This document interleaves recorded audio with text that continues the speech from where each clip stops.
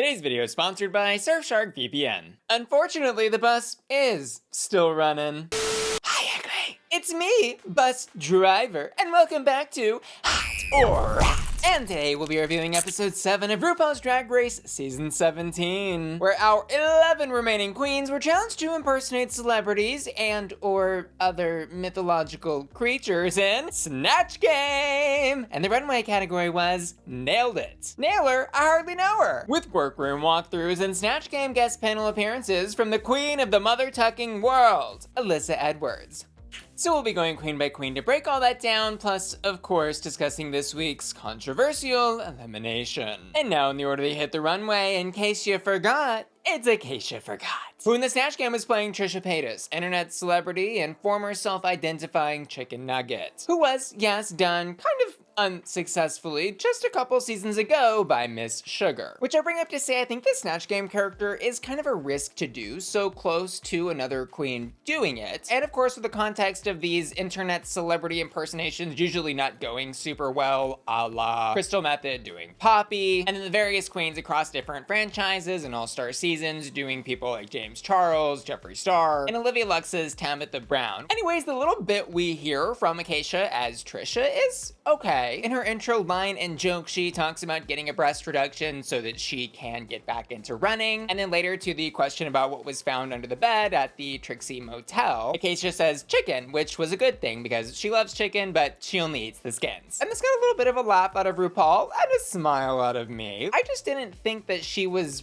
very Trisha. And so while I think Acacia could have milked this character for a lot more, I'm gonna give her like a safe 3 flame hot here for what she did because she was at least coherent and not just mumbling and grumbling random words like some contestants did tonight. But over on the runway, Miss Acacia's proving she is ready for anything, giving us the physical drag embodiment of a Swiss Army knife. I really loved seeing the zoom in of her nails and how every nail was a different tool, including a disco stick, because you never know when you're gonna need one of those. And I actually really enjoyed the overall presentation of this look tonight. It was campy, literally and figuratively. And I really enjoyed the big shoulder details and hat accessories she's wearing to complete this look. The only critique I have is that it kind of starts to unravel in the bottom half of this look. It gets really strappy around the leg, and then suddenly there's just like a matte black boot she's wearing that I don't think complements the look very well. Plus I think it's worth acknowledging she's beginning to tone down that insane blush just a little bit. Thank God. Acacia, this is a look I definitely won't be forgotten. This look is hot, and I'm really loving this look, but you know what absolutely breaks my heart? Just knowing countless viewers are watching this video right now without the safety of a VPN, meaning their internet browsing activity and sensitive info like credit card numbers and bank logins are left vulnerable to sneaky snoopers. But have no fear, Surfshark, the sponsor of today's video, is here. In just one click, you can connect to any one of Surfshark's over 3,200 secure servers around the globe, instantly ensuring your internet browsing activity is encrypted, anonymized, and secured from prying eyes. And when you virtually change your location using Surfshark, you can also unblock news sites, social media apps, and even spicy websites that may be restricted in your home state or country. Plus, you can, of course, unlock geo-restricted content on streaming platforms like every season of RuPaul's Drag Race and Untucked. Now, that's the gag of the season. Okay. And best of all, Surfshark can be used on all of your devices with unlimited device logins. Fall in love with your online privacy and get Surfshark right now by visiting surfshark.com/bussy. And as part of my special deal for you, get 4 extra months of Surfshark when you do. Thanks Surfshark for sponsoring today's video. And next up, beep beep, it's Suzie Toot, who in the Snatch Game is impersonating Ellen Greene, one of the stars from the cult horror classic Little Shop of Horrors. She's bringing this characterization of the performance that has her staring off into space and kind of talking out of the bottom corner of her mouth with her head cocked a little bit. And I've never actually seen this movie, so I was like kind of wondering, in the movie, was there something where she had a stroke? I really did not understand the approach that Suzie was coming at this character with. And then in 2 completely different fill-in-the-blank Snatch Game questions, she is giving the answer of scissors and scissoring to RuPaul, which basically nobody could even understand who was saying at first, but neither time was this funny. I'm gonna give this performance a rot. However, I will fairly praise Suzie for being relentlessly committed to the bit whatever the bit was. 'Cause not only did she not falter, but she doubled down in her full Delulu fantasy. Going into Snatch Game, she's hyping up how good she thinks she's gonna be, and everyone in the room already knows and thinks that she's funny, and so I think everyone did have high expectations. But it was hilarious to watch her not realize that what she was doing was flopping, and then even funnier to see how in the workroom the day before the runway, she still believes that she was one of the best in Snatch Game, when in fact she was one of the worst. Here's my Suzie impression.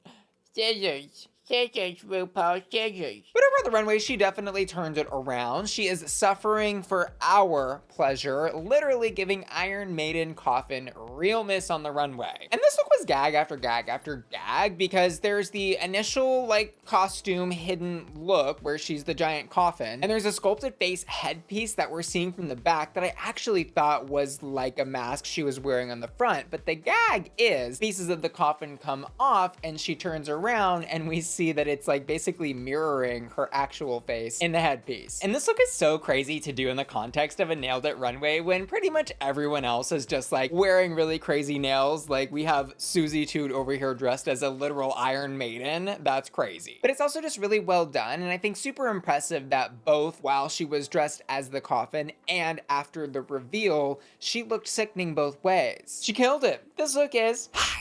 And next up, snap out of it. It's Lexi Love, who in the Snatch Game played Gilbert Gottfried. Kind of. I say kind of generously because there wasn't a lot that she did here besides mumble and curse. But I will say the illusion of Gilbert Gottfried she painted on her face was pretty decent. The Snatch Game performance went downhill with a quickness though, because even from the start where RuPaul is just saying hello and asking her how long she's been funny, she can't even get a proper response out. She did actually articulate a proper response about what was found under the Trixie Motel bed, which was so salacious I can't say it on this Christian channel, but it doesn't really get a laugh out of anybody, and actually Alyssa Edwards kind of steals the thunder here and says, well, 1-star motel, which does get a good laugh out of Ru. And the thing is, if Lexi had really leaned into this and knowingly made this breaking the fourth wall thing a part of her Gilbert Gottfried character, I would have liked it a lot more, but it felt more like she was just actually struggling, which I wouldn't necessarily call a successful Snatch Game performance, but the judges apparently loved it. But I suppose that's why I'm here and not on the panel of Drag Race. I am though gonna give this performance a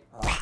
Over on the runway though, no surprise, Lexi looks absolutely stunning. She's paying homage to Cher with this super long, chic, and sleek black wig and these really beautiful nails that apparently have portraits of Cher painted on them. And Lexi, I must say, truly looks gorgeous here, and the beadwork on this garment is absolutely phenomenal. It moves great. And this is, yes, another hot runway from Lexi. My only wish was, since she was going for full Cher illusion, I was looking for like a little bit of Cher in the makeup, but she kind of just did her normal Lexi face there. But she looks great, so I'm not that mad about it. And next up, look to the skies! It's Sam Starr, who in the Snatch Game is playing Kim Gravel, who she says is a famous pageant coach, 1991 Miss Georgia, and we also learn from Ru, a QVC saleswoman. Sam, though, only really taps into that pageant slice of Kim in the Snatch Game, but she absolutely nailed this performance. She gave confident responses to every one of Ru's questions and not only just answered them, but also flipped them on their head and expanded the joke even more. For example, to the question Ru's asking them about what guests left Victoria Porkchop Parker's seafood restaurant with, she answers bubble guts, which she then turns into a story about one of the people she coached in pageantry who ended up milking a cow in the competition. And honestly, I think Sam played Snatch Game perfectly, which weirdly enough was also the critique that the judges gave her, where Michelle basically said, your performance was just too polished and we want to see some crunchy edges. I think that Michelle was basically asking for a little more vulnerability from Sam because she is so polished and perfect, but during Snatch Game,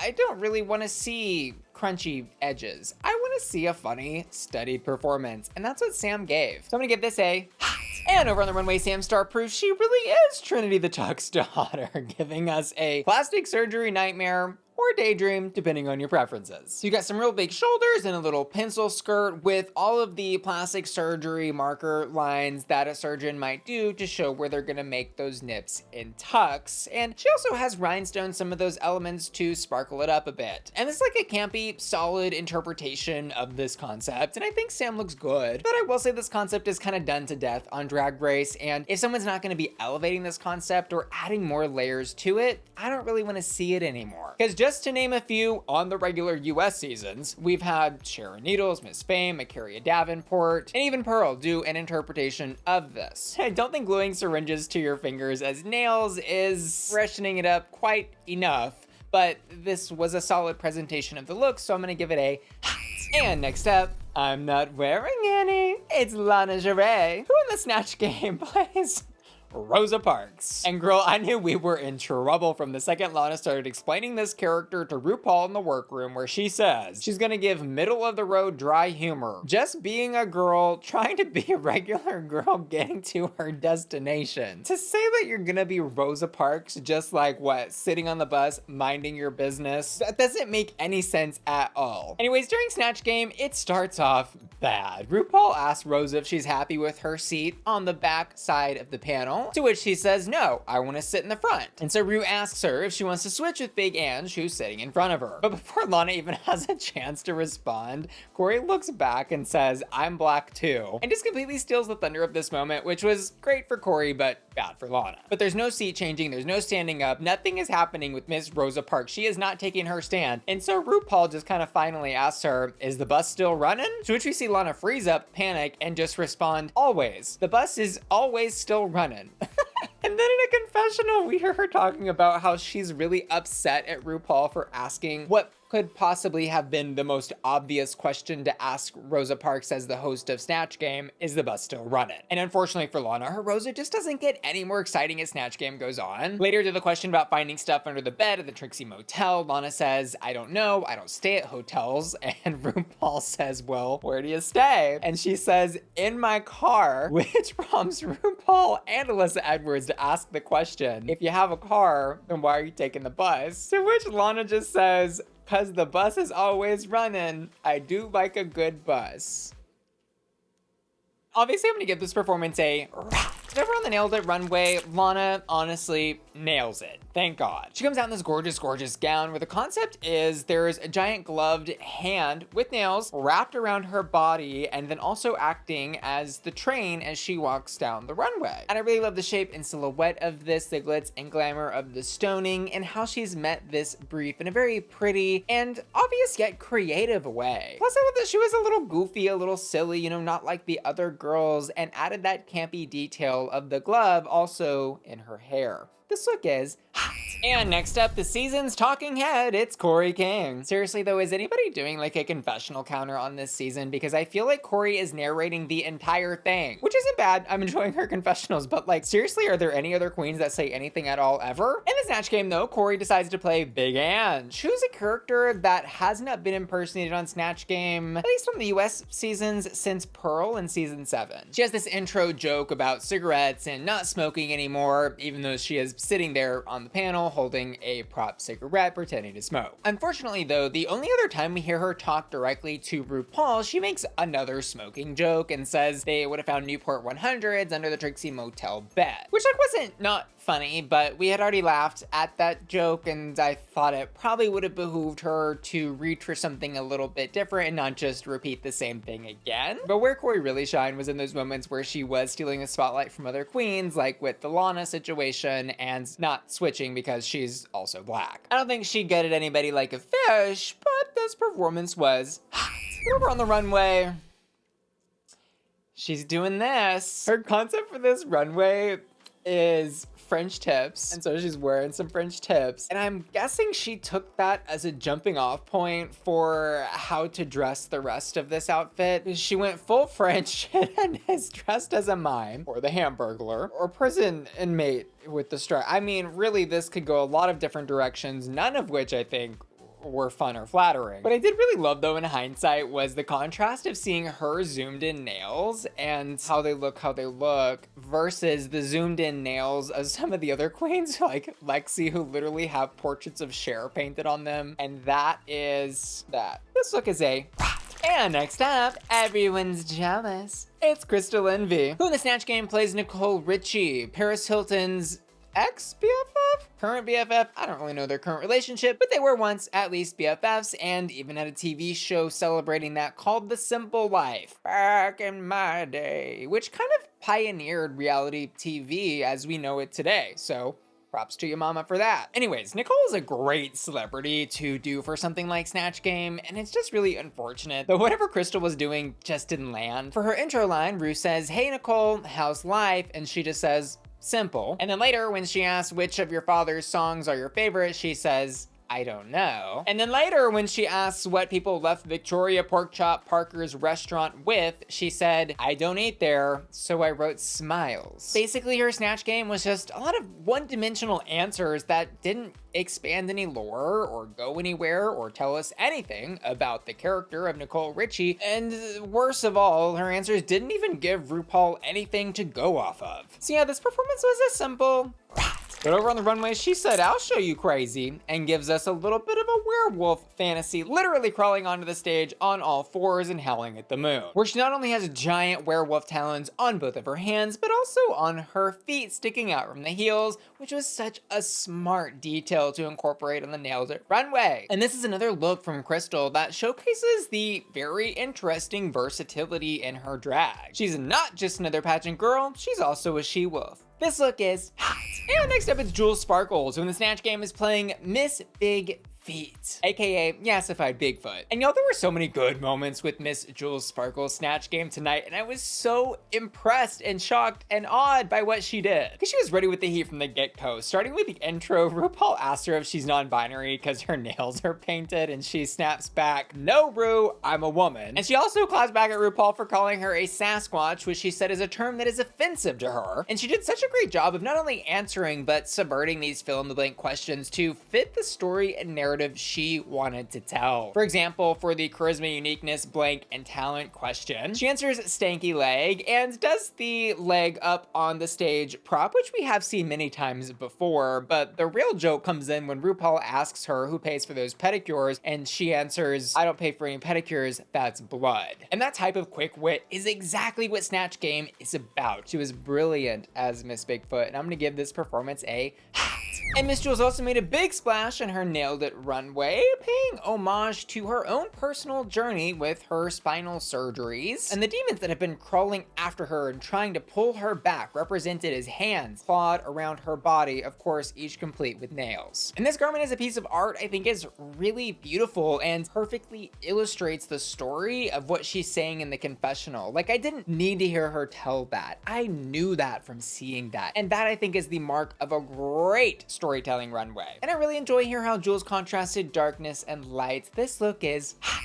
And next up is Lydia B. Kollins, who in the Snatch Game plays David Lynch, who you may know for his directorial work on shows like Twin Peaks and movies such as Mulholland Drive. And by the way, may he rest in peace. He did unfortunately pass away about a month ago now. And we don't hear that much from Lydia's David in this Snatch Game, but what we did hear was okay. Her response against the big laugh from RuPaul is the one about what people got from Victoria Porkchop Parker's seafood restaurant, to which she responds, gaping blank, which then devolved into further discussions of more censored topics, which we can't speak of on this Christian channel. Amen, yes God, hallelujah, 3 Hail Marys. Thank you. Anyways, Lydia's key to staying safe tonight is basically just yelling the word butthole during Snatch Game, which is kind of a tried and true Snatch Game response, I think, ever since Alaska did it when she revealed her card and said, "Well, Ru, I just wrote anus," which I think Lydia's part was smart to do, because I'm not sure she had much of a point of view as this character in Snatch Game otherwise. This performance, I'm gonna give a very safe 3 hot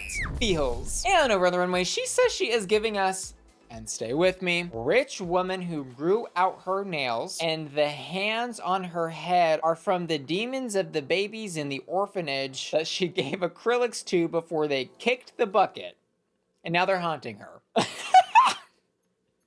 girl. I don't know about all that, but I will say the gown is pretty. I like the draping in the front, and I think this is really well executed for Lydia in the context of a lot of her other runways being way too busy and with too many ideas going on. Here though, I do think there are two very distinctly different concepts going on with the baby hands and the long nails thing, and I'm not really sure I'm buying her confessional story about how these two ideas are connected, but I like the long nails. We've seen those ladies on TLC or whatever reality show with it that have the nails they haven't cut in 50 years, and she encapsulated that but made it glamorous. So I'm gonna give this look a safe hot. And next up, are you ready? It's Arrietty, who's just a little baby. In Snatch Game, she plays a little baby named Cupid. In Snatch Game, she plays baby Cupid. And y'all, what the was this? Like, it was so cringe that it gave me the ick watching it, because literally to everything RuPaul says to her, she just kind of says like, I'm a baby, I don't know, I'm a baby. And when she wasn't just saying, I'm a baby, she says really weird unhinged things. Like to the question about Ross's blank bottoms, she says, dirty, messy, deep bottoms,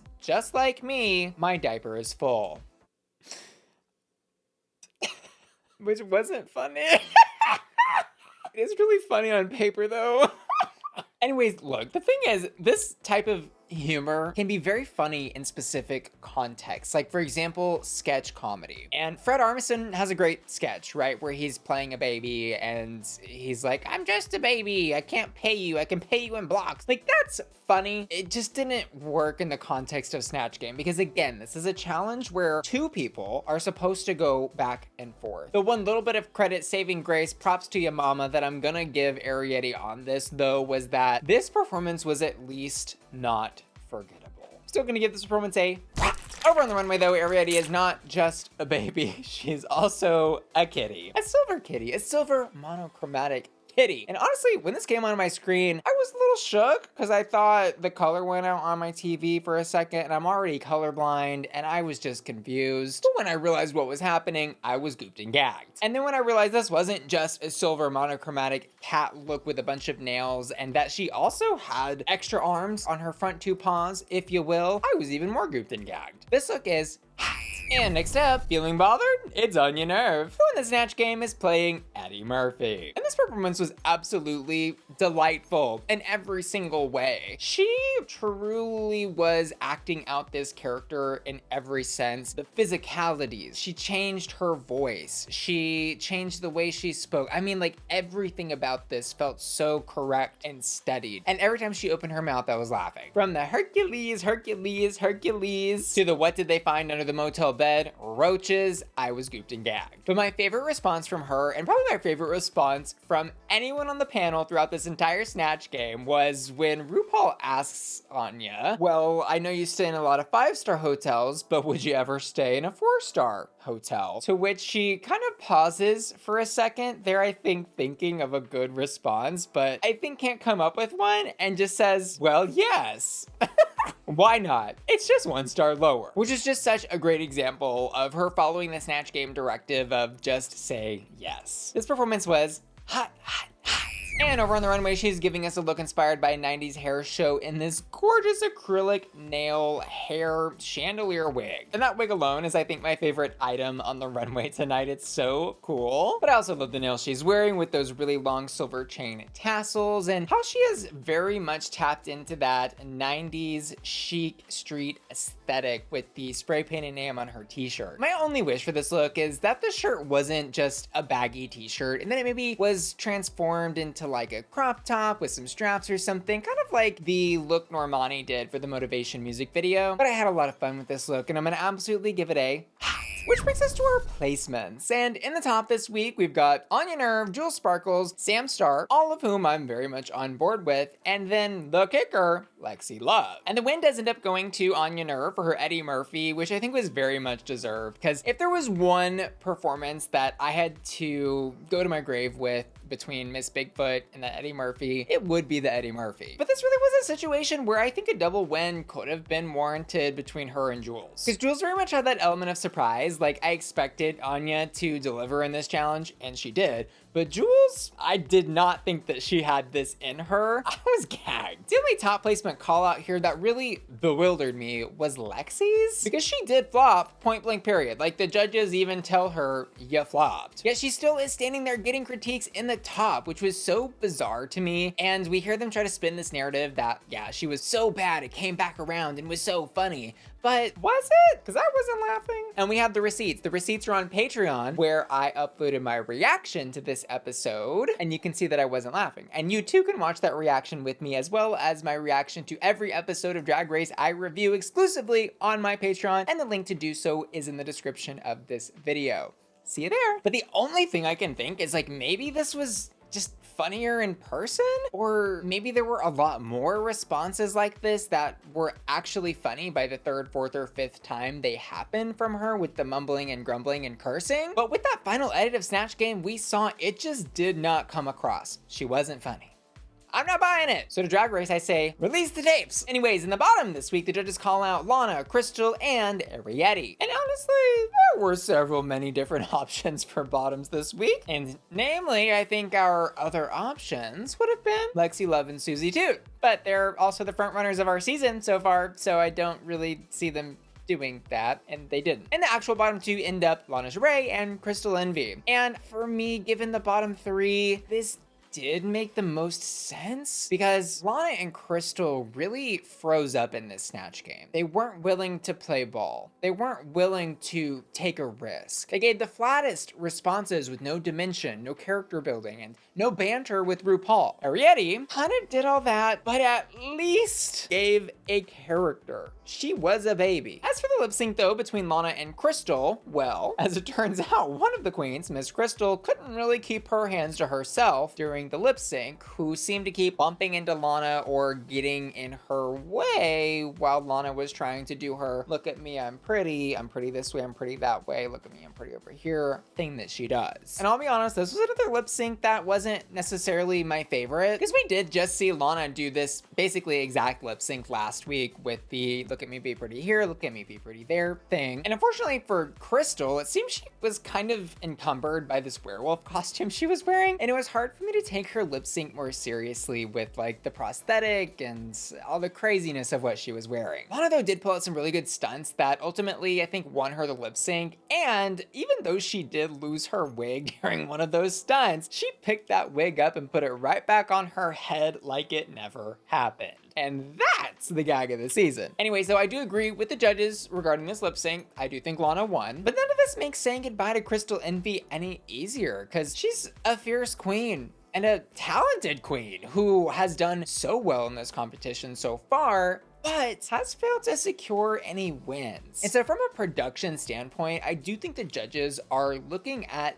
the diversity and versatility the queens can serve in these challenges. And I was kind of reading the producers felt like they got all they could get out of Crystal, because she had come so close but failed to clutch those wins so many times. I still though do not and will not ever understand why Lexi's Gilbert Gottfried was not anywhere near the bottom call-outs. It made no sense that she was a top call-out. Like, let's just stand in our truth and say that. Girl, I smell yet another rig. As for my final thoughts on the Snatch Game, I thought it was like good, but not great, and certainly not bad. But I do feel like it was really bloated, and I think Snatch Game panels with more than 8 people really are just a little too much, especially with the limited amount of time they're ever only willing to show us. Like, with 11 queens, you're only gonna show us an intro line and then maybe one fill-in-the-blank answer?